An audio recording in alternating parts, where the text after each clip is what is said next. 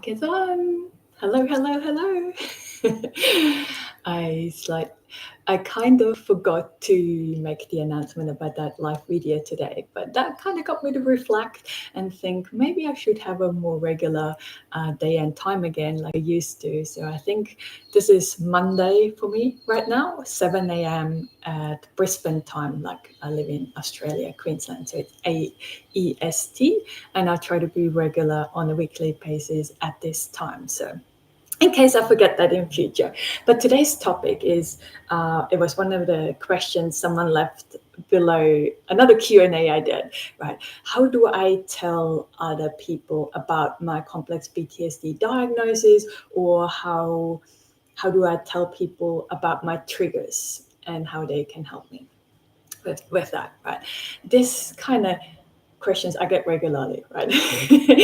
And I think it's really important to consider. There is no one answer. So what I'm going to share with you today is how I think through that for myself, for each situation, right? I think because everything's unique, whether this is a certain work colleague, or whether this is a family member, a neighbor, a doctor, it doesn't matter, right? There's so many different people, and they all have different qualities, skills, their own in tune with their own emotional world, and all these kind of things kind of influence how this may unfold, right? You may have had thoughts before you tell a person too, oh, is this going to backfire on me, right? Is this person going to use this against me? Or is this person most likely going to avoid me? Or is this going to have an impact on my career, right? My ability to move forward, whatever it is there, right? You may have had some concerns and some doubts coming up. And for myself, when I have doubts and those kind of concerns coming up, that is kind of an indicator for me to look at this a little bit more closely, right? Do not rush into things like I may have. So for me personally, at the beginning, when I was diagnosed with complex PTSD, there was a lot of denial. I didn't believe that diagnosis was right, or I just really didn't want that to be true about me. I didn't want that to be true, that my childhood trauma affected me to that extent, right? And why me? So I was really struggling with that. So this was my best kept secret for a long time.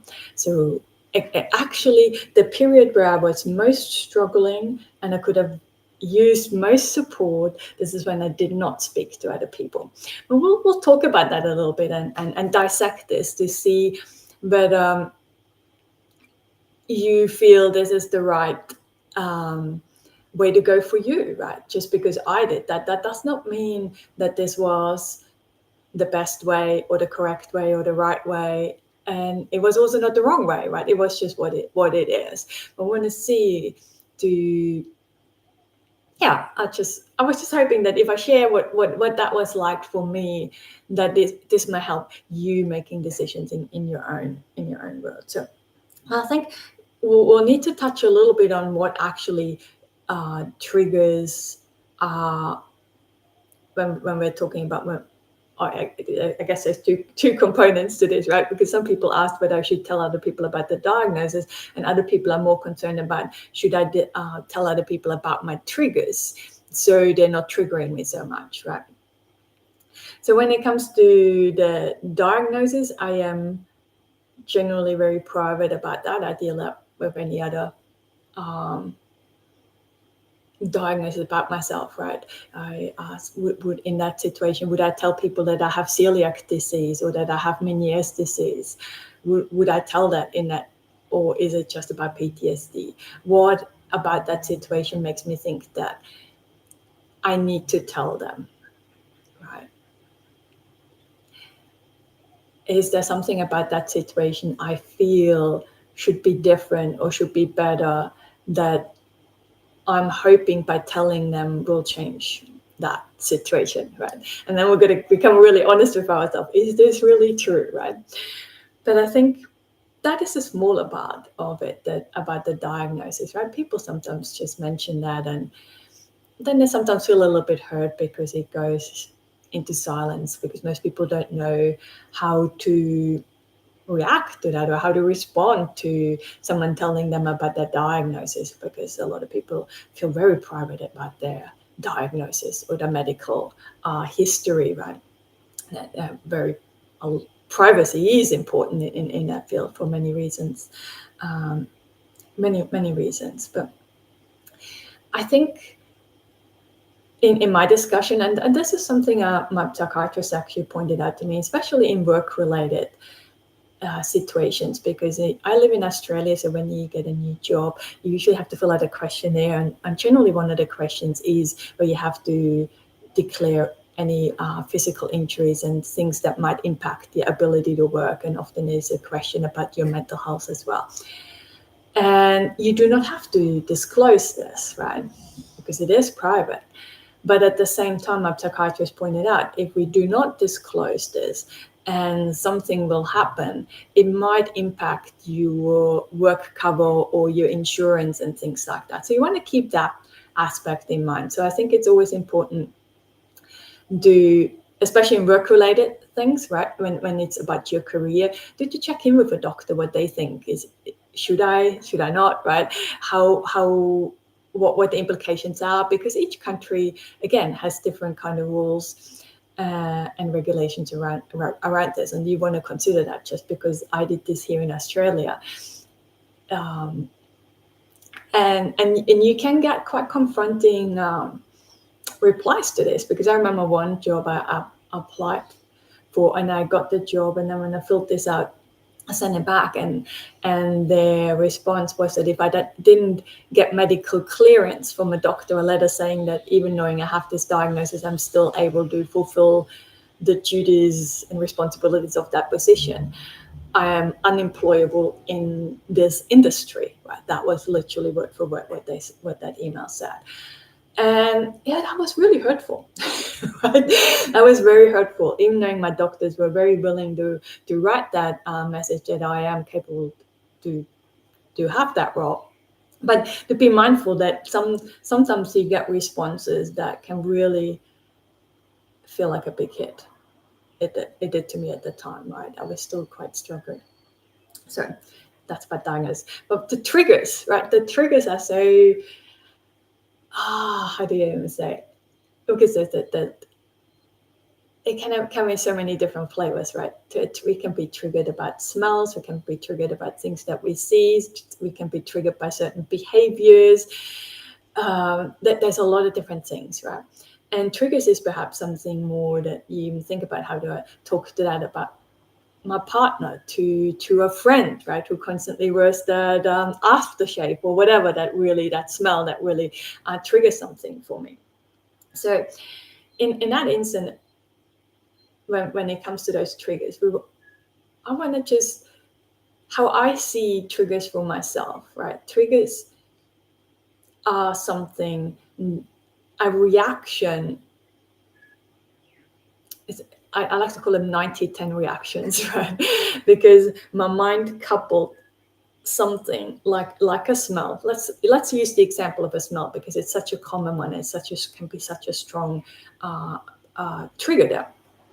So that smell in the past, there was a traumatic, horrible incident happening, right? While that smell was happening. So my mind kind of coupled this, put this together. So here's the trauma event and the smell, it goes together. It's bad news. So every time I smell this certain smell, my mind instantly goes into danger, danger, danger, right? This is because it perhaps even brings images up. If you still have flashbacks or nightmares and things like that, it might still bring images and very like flashbacks up for you to just that smell in this moment. Even knowing when you're looking around, right, you realize, I'm actually reasonably safe. No one's actually physically hurting me or abusing me in any kind of way. There's just the smell. And yet my physiology, my whole body has this huge reaction to it, right? So that's why I call it a 90-10. So 90% of the fuel comes from the past trauma, but only 10% of the physical reaction is actually kind of warranted in that particular situation. Now, it's just knowing that doesn't fix anything, does it? It's just for me, triggers are opportunities that they show, oh, there is still something in me, some wiring, some false alarms, right, that need my attention. And just I've done a lot of videos on that, so I don't want this one to be about how to manage triggers in a way, but just briefly, when that happens for me now, when I am triggered, I try to first always acknowledge, yes, this happened, right? This was horrible. This was a horrific experience. This was painful. I was so sad in it. To really recognize that for yourself, that this was true. It makes sense that with that smell and that memory, that past experience was really there. It was true. It was valid to have this strong reaction at that moment in time. And then while my mind is trying to pull me back in the past, reliving all this stuff, I also keep reminding myself, right here, right now, right? I always go to my feet on the ground. I can feel my feet on the ground. I can feel my body in this chair. And I look at things that I can see. I usually try to spot yellow things because yellow to me is a joyous color, right? And it brings me back, but my mind will keep pulling me away, right? But I keep reminding myself that about the here and now as well. So that's just one way of how I try to deal with triggers.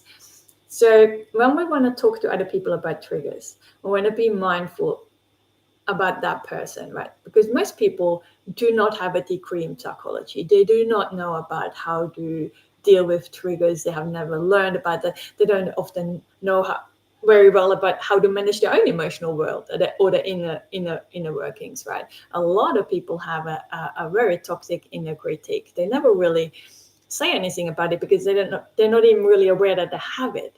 But you and I, because we have learned so much because probably of our complex PTSD and being in therapy and reading books and watching YouTube videos and things like that, right? We have a different level of awareness about that. So we want to keep that in mind. How aware of things is that person, right?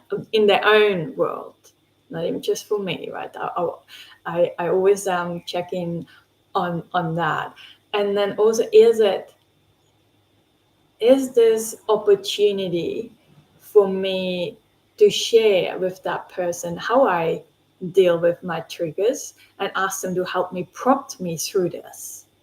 So I find this almost more effective as in telling, oh, that person, or your aftershave, or that perfume actually is very triggering for me. I'm having flashbacks. I can't cope. This is too much. I have complex PTSD. And then the people feel like, oh, so, but I love this smell, right? For me, it has beautiful memories. And it's like, why do I have to tiptoe around you? And you get all sorts of weird kind of things.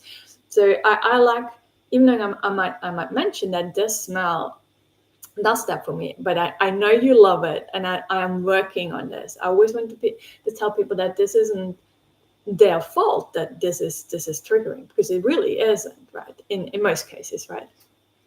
When we're having people who came into our lives in our adult world compared to people who may have been your past abusers, right? So in that case, I think for me, knowing that this person has not been able to take my feelings into account back then, right? Has not been able to emotionally support me, or is just a toxic person. So I cannot remember. I have never actually discussed my diagnosis or my triggers with a person like this, right? So I want to keep that in mind. But I'm curious, you guys can ask questions or let me know too, or share with all of us really. how you decided in certain situations whether you're going to tell a person about your diagnosis and triggers. Maybe also share with us how that works out, right? Because I hear a lot of stories where people tell me that this was a game changer for them, right? It really helped them deal with their triggers and almost resolve it, right? The trigger dissolved and it took the power away, and it was no longer an issue for them because that other person helped them work through it. And I also hear the flip side of the other stories where people tell me I told them it was the worst, right? It just created more conflict, it created more tension between the relationship and avoidance and all this kind of things. So for me on the healing, it's always about how can I get my power back, right? Is me telling that person empowering me, or is this putting me into the victim kind of thing, right? You know, the trauma triangle, not trauma, drama. Let me type this into the because you might want to Google it, but that was actually very a very helpful concept for myself, the trauma triangle, right? Because when we're out there in the world, when we're still having lots of wounds, we're always acting from one point. Whether I am in a victim kind of thing, and I want someone to rescue me, I want someone to help me, to soothe me, and it needs to come from the outside. I'm constantly longing for someone to be there for me in that way, right? Or the more the people pleasing kind of thing. Where do I go out trying to rescue other people and help other people and be there for them, and completely neglect my own needs, right? And where am I the perpetrator, right? Where am I sending out reactive messages that are kind of hurtful? Or where do I ghost or give people the silent treatment and things like that, right? So I'm not saying these kind of things to pick on you. This is my experience, right? I was on that triangle. I did all of them. And most people, most humans, whether they have complex PTSD or not, act within that triangle, right? We switch around. And when you pause a little bit and reflect on all the relationships or all the friendships or all interactions you have with other humans, you can sometimes pick, oh, this person is kind of more in the people-pleasing mode right now, right? She's really going out of the way and constantly trying to do things for me, but she's neglecting herself in that thing. Sometimes you can detect that or in other people, perhaps even easier than in yourself, right? But to notice that. So when I am sharing about my triggers with other people, I want to check in with myself first. Where in this triangle am I, right? Do I want to blame and accuse the other person? Am I kind of being very reactive here, right? And coming from a hurting kind of place, because when I do that, I most likely get a defensive response from the other person. They feel attacked, right? Have you had that experience? I'm sure you did too. I have. I've had that, right? And not that there's a need to avoid. There's a learning in all of that. And if we have good friendships, or some people, we can use those situations to deepen our connection with the people, getting to know each other better and being closer, because the more we can kind of open up about our own inner workings and struggles from an empowered place, the more the other person is actually opening up too, because they probably have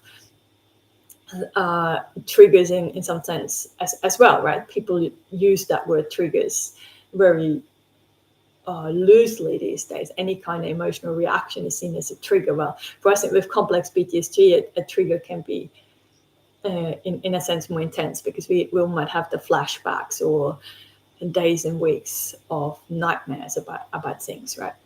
Where it's really difficult to be in the present, in the here and now. Like your mind has completely pulled you back into this past experience, and you're reliving this thing like it is right now, right? So for a lot of people, when they talk about being triggered, it's not quite like this, right? We want to be frank too. But even for ourselves, right? Sometimes we use that word triggered when it's just actually having an emotional reaction. It's not really a full-blown flashback. And sometimes those triggers are the best to start working on, right? To help ourselves to get some sense of agency in a sense that, okay, I can help myself. I can do something for myself, and I can speak up for myself in a balanced kind of way. I can talk to people about my triggers, right? What is, but for me, talking about triggers is rarely about a request for another person not to use a certain smell or listen to a certain song or stop doing something, right? Because to me, that always feels like it's disempowering, right? This might be helpful in a therapy setting when you have very strong triggers to talk with your therapist or your coach, right? Sometimes that comes up with my one-on-one clients, that certain things that are too triggering they don't want to address right now, and to acknowledge that and find ways to support yourself. That's why I always think it's something that should slightly triggering you, slightly getting you in a different kind of mood. It makes it slightly harder for you to focus and stay present on what you're doing, right? The slight shift to start working on something like that, because then you can work on those skills better, and you can feel more confident, and when you achieve those little ones, if that makes sense, right? So we really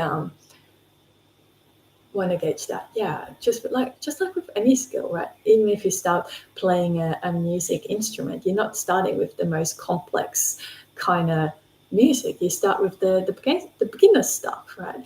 And dealing with triggers and having those difficult conversations. I even labeled it difficult, right? We want to be mindful of how we think about the things, because if I label this is going to be a difficult conversation, I am going in and being really guarded. Can you sense that?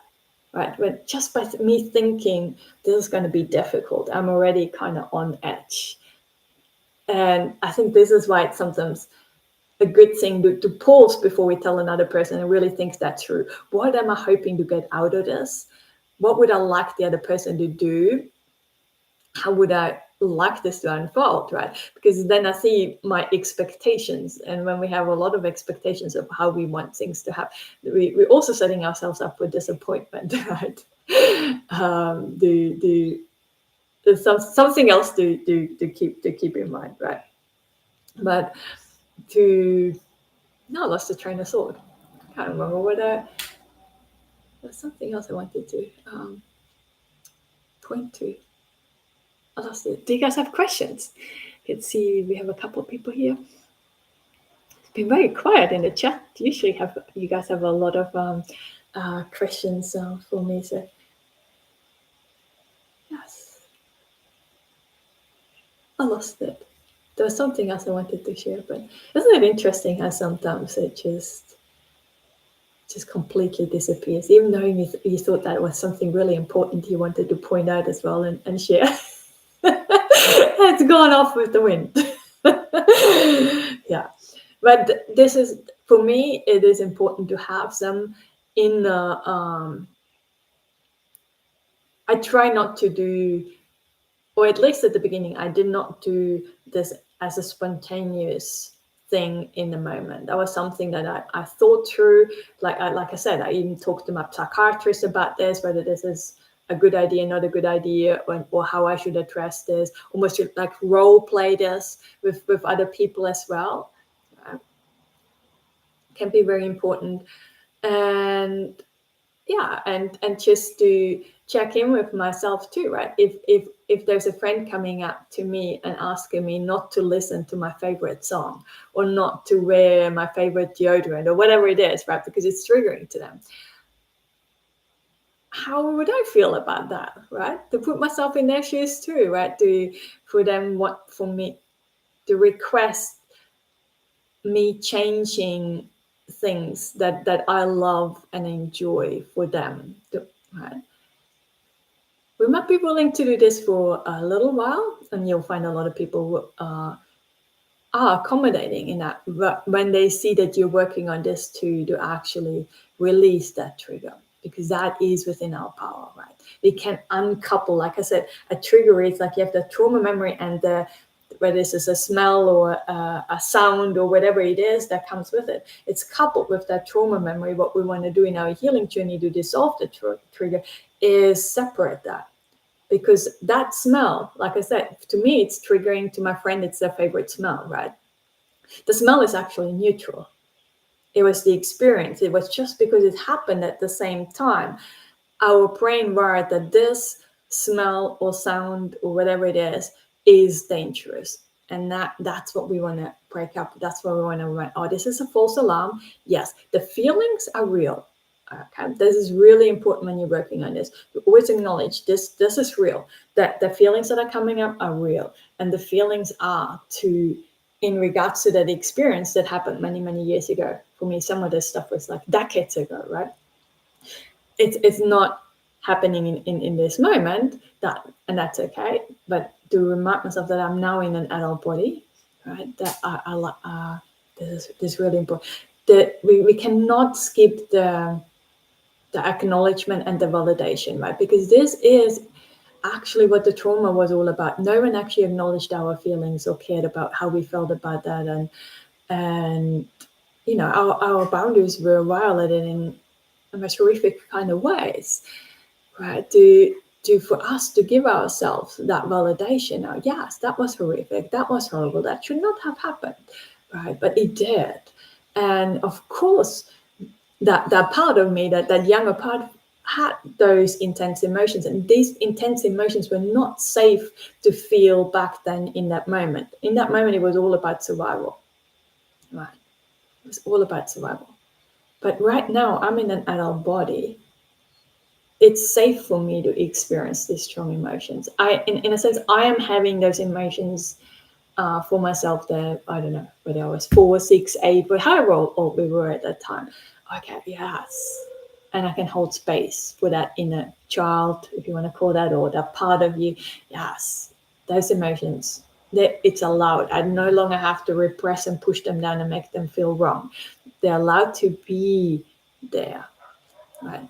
To acknowledge them. They're not wrong. They're not wrong. Because sometimes the situation now, when we're having this really strong reaction, it makes it appear like it's wrong, because in that situation, I'm actually not in any physical danger.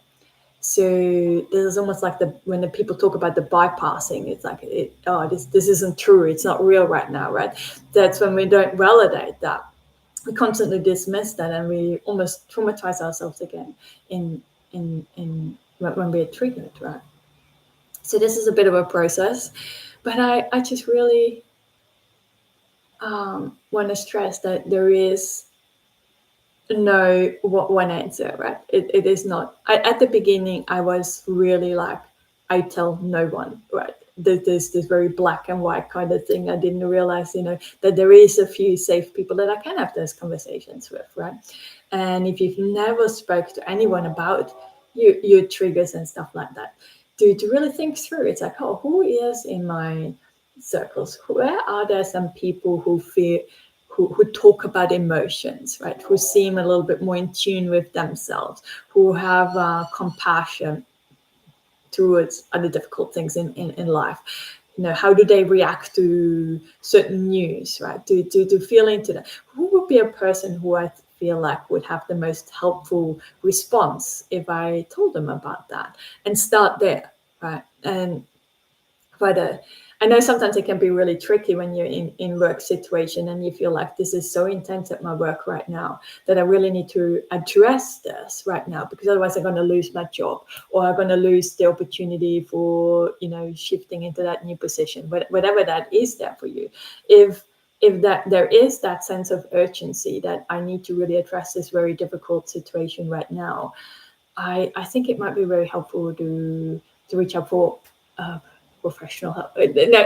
Speak to your therapist or coach or support worker or whoever you have, right? So to address that with someone else first. I think this is